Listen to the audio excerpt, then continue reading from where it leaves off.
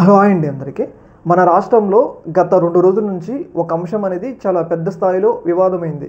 ఆ అంశం ఏంటి అంటే వర్సా క్లస్టర్స్ అని చెప్పేసి ఒక కంపెనీకి భూములు కేటాయించడం. అది కూడా మధురవాడలో, అంటే వైజాగ్‌లోని మధురవాడలో, అలాగే కాపులుప్పాడలో దాదాపు 59 ఎకరాల భూమిని కేటాయించడం అనేది చాలా పెద్ద స్థాయిలో వివాదం నెలకొంది. అలాగే పెద్ద స్థాయిలో వైసీపీ నుంచి పెద్ద స్థాయిలో వ్యతిరేకత వ్యక్తమైంది. అలాగే సాధారణ ప్రజల నుంచి కూడా ఒక వ్యతిరేకత వ్యక్తమైందనమాట. ఎలాంటి హిస్టరీ లేని కంపెనీకి, ఇంతకుముందు జాబులు కల్పించలేని కంపెనీకి మీరు ఈ స్థాయిలో భూములు కట్టబెడుతున్నారు. ఒకవేళ రేపు వాళ్ళు జాబులు ఇవ్వచ్చు, ఇవ్వకపోవచ్చు. వాళ్ళని నమ్మి మీరు ఎందుకు ఇంత భూములు అప్పచెబుతున్నారని చెప్పేసి ప్రభుత్వం మీద ఒక విమర్శ అయితే వచ్చింది. అయితే ప్రభుత్వం ఎప్పుడు స్పందిస్తుందా అని చెప్పేసి అనుకున్నారు. అయితే ప్రభుత్వం రీసెంట్గా స్పందించింది. ముఖ్యంగా ఏదైతే ఈ వర్సా క్లస్టర్స్ ఉంది కదా, ఈ కంపెనీకి ఫ్రీగా ఇవ్వలేదు. అందరూ 99 పైసలకే ఇచ్చారు అని చెప్పేసి అనుకున్నారు. కాకపోతే ఫ్రీగా ఇవ్వలేదు. ఇప్పుడు ప్రభుత్వం ప్రకటించిన దాని ప్రకారం ఏంటి అంటే, ఏదైతే మధురవాడలో ప్రైమ్ ఏరియాలో ఎకరం ₹1,00,00,000 ఇచ్చారు.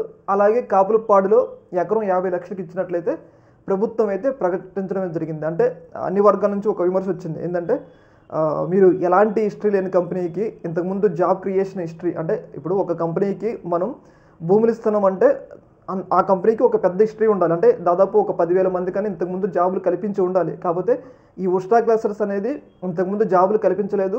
అలాగే అది 2 నెలల క్రితమే ఏర్పడిన కంపెనీ. అయితే ఇలా ఇవ్వడం మీద పెద్ద స్థాయిలో వ్యతిరేకత వ్యక్తమైంది. అందరూ కూడా టీసీఎస్కి ఇచ్చినప్పుడు దాన్ని స్వాగతించారు. ఎందుకంటే టీసీఎస్ అనేది కొన్ని లక్షల మందికి జాబ్ కల్పించింది కాబట్టి టీసీఎస్ వస్తే మన ఏపీకి మంచి జరుగుతుందని చెప్పేసి అందరూ కూడా టీసీఎస్కి ఎకరం 99 పైసలకి ఇవ్వడానికి అందరూ స్వాగతించారు. కాకపోతే వర్సా క్లస్టర్స్కి కేటాయించినప్పుడే పెద్ద స్థాయిలో వ్యతిరేకత అయితే వ్యక్తమైంది. అయితే దీని మీద స్పందించారు. వాళ్ళకైతే ఫ్రీగా ఇవ్వలేదు. కాపులపాడులో 50 లక్షలు, అలాగే మధురవాడలో ₹1,00,00,000 ఇచ్చినామని చెప్పేసి ప్రకటించడం జరిగింది.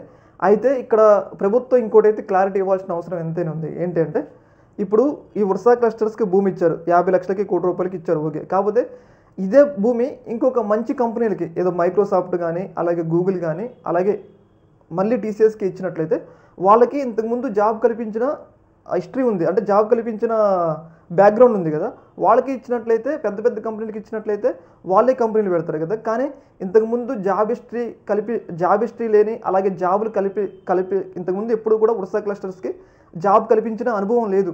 అలాంటప్పుడు ఆ కంపెనీకి ఇవ్వడం పట్ల కొన్ని అనుమానాలు అయితే వ్యక్తమవుతున్నాయి. ఓకే, మీరు క్లారిటీ ఇచ్చారులే, కానీ అయినా కానీ ఆ కంపెనీకి కాకుండా ఇంకా పెద్ద పెద్ద కంపెనీలకు ఇస్తే బాగుంటుంది కదా అని ఒక అభిప్రాయం అయితే వ్యక్తమవుతా ఉంది.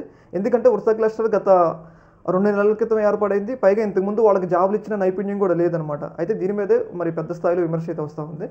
ఈ యొక్క అంశంలో మీ యొక్క అభిప్రాయం కింద కామెంట్లు తెలియజేయండి. ఓకే మరి, థ్యాంక్ యూ.